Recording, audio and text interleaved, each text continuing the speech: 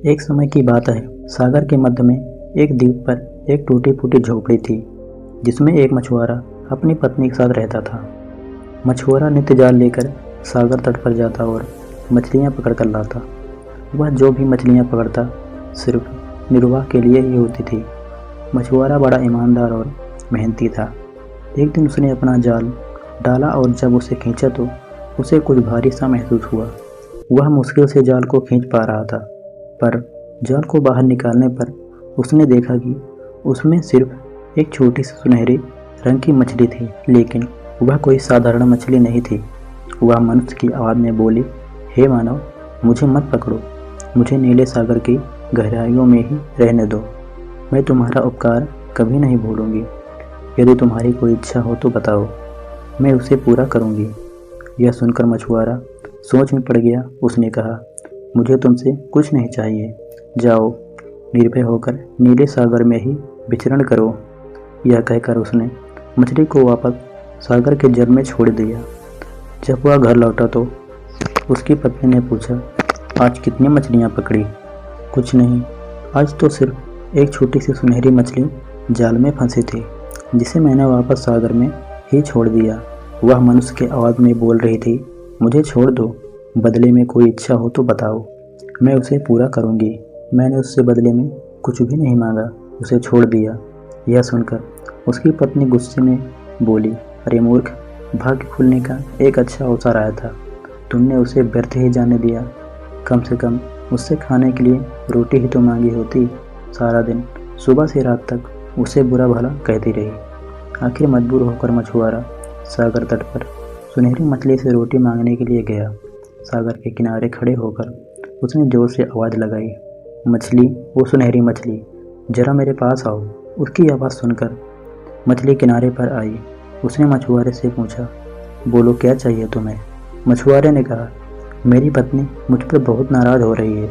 उसने मुझे तुम्हारे पास रोटी मांगने के लिए भेजा है। मछुआरे ने कहा। मछली के आश्वासन पर मछुआरे ने घर पहुंचकर देखा कि सचमुच वहां पर रोटियों का ढेर लगा हुआ था। पत्नी ने कहा, घर में रोटियों की कमी नहीं है, पर कपड़े धोने वाला टब में छेद हो गया है। जाओ, सुनहरी मछली से कपड़े धोने वाला नया टब भी मांग लाओ। मछुआरा पुनः सागर तट पर गया। उसने आवाज़ लगाई, मछली, ओ सुनहरी मछली, मेरे पास आओ। आवाज़ सुनकर सुनहरी मछली किनारे पर आई और मछुआरे से पूछा, अब क्या चाहिए तुम्हें? मेरी पत्नी को कपड़े धोने वाला एक नया टब चाहिए। मछुआरे ने कहा। मछली ने उसकी यह भी मांग पूरी कर दी। इसके बाद मछुआरे ने अपनी पत्नी के कहने पर अपनी झोपड़ी की जगह नया घर मांगा। लेकिन उसकी पत्नी इतने पर संतुष्ट नहीं हुई। उसने खुद को एक सुंदर स्त्री बनाने की मांग भी रखी थी। नया घर मिल जाने के बाद उसकी पत्नी पहले से भी अधिक गुस्से में थी। उसने मछुआरे से कहा, अरे मूर्ख, तुम्हें कोई भी अच्छी बात क्यों नहीं सूझती? तुमने नया घर मांग कर सोच लिया कि बस इतना ही काफ़ी है। तुम उस सुनहरी मछली के पास जाओ और उससे कहो, मैं एक सुंदर स्त्री बनना चाहती हूँ। मछुआरा अपनी पत्नी के डर से इसलिए वह फिर से समुद्र के किनारे पहुँचा और मछली को बुलाकर अपनी मांग को बताई। मछुआरे की मांग पर मछली ने कहा, जाओ, दुखी मत हो, जैसी तुम्हारी पत्नी की इच्छा वैसा ही होगा।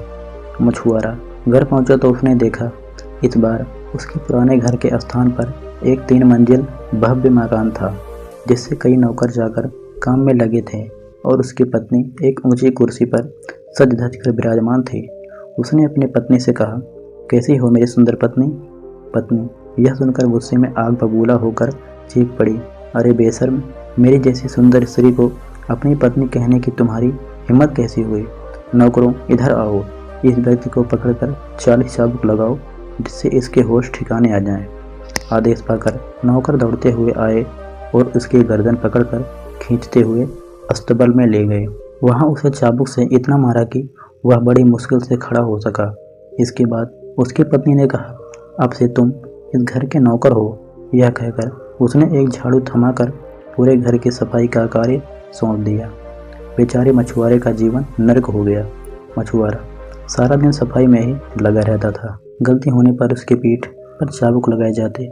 वह सोचता, कैसी स्त्री है, यह अच्छे दिन आने पर अब मुझे अपना पति भी नहीं समझती। कुछ दिन बाद उसने पुनः मछुआरे को बुलाया और कहा, जाओ उस सुनहरी मछली को फिर से कहो कि मैं अब रानी बनना चाहती हूँ। मछुआरे की मांग पर सुनहरी मछली ने उसकी पत्नी को रानी बना दिया।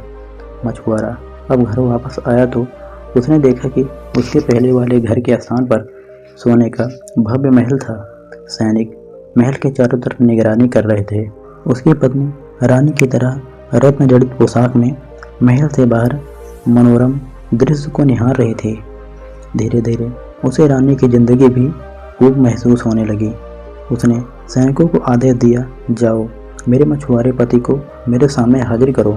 सैनिकों ने अविलंब मछुआरे को उसके सामने हाजिर किया। उसने कहा, सुनो, अभी जाओ और सुनहरी मछली से कहो कि अब मैं पूरे सागर की मालकिन बनना चाहती हूँ, जिससे उसमें रहने वाली सभी मछलियाँ मेरा आदेश माने। मछुआरे ने उसकी बात मानने से इनकार कर दिया, पर इस स्त्री की धमकी के आगे उसका इनकार व्यर्थ ही रहता। अतः विवश होकर वह पुनः तट पर गया और सुनहरी मछली को आवाज़ देने लगा। इस बार सुनहरी मछली नहीं आई। उसने फिर आवाज़ लगाई। वह बहुत देर तक पुकारता रहा। तब कहीं सुनहरी मछली उसके पास आई। उसने आते ही पूछा, बोलो क्या चाहिए तुम्हें? तब मछुआरे ने दुखी स्वर में कहा, मेरी पत्नी का लालच धीरे धीरे बढ़ता ही जा रहा है। अब वह सागर की मालकिन बनना चाहती है और मछलियों पर राज करना चाहती है। सुनकर सुनहरी मछली ने इस बार मछुआरे को कुछ भी नहीं कहा। वह पीछे मुड़ी और सागर में जाकर विलुप्त हो गई। मछुआरा वापस पत्नी के पास गया। उसने देखा कि महल के स्थान पर अब पहले की तरह एक टूटी फूटी झोपड़ी ही है। नौकर चाकर, सैनिक व बाग बगीचे सब गायब हो गए। झोपड़ी के अंदर उसकी पत्नी फटे पुराने कपड़ों में दुखी होकर बैठी है और उसे अपने किए पर बड़ा पछतावा हो रहा है। मछुआरा वे उसकी पत्नी दोनों पहले की तरह जीवन यापन करने लगे। मछुआरा रोज जाल लेकर सागर तट पर मछलियां पकड़ने जाता, पर उसके जाल में सुनहरी मछली फिर कभी नहीं फंसी। तो दोस्तों, आशा करता हूं कि आपको इस वीडियो से बहुत कुछ सीखने को मिला होगा और यह कहानी आप लोगों को कैसे लगी कमेंट में ज़रूर बताएं। और हमारे चैनल पर नए हैं तो कृपया सब्सक्राइब और बेल आइकन का बटन दबाना न भूलें। तो मिलते हैं अगले वीडियो में, तब तक के लिए धन्यवाद।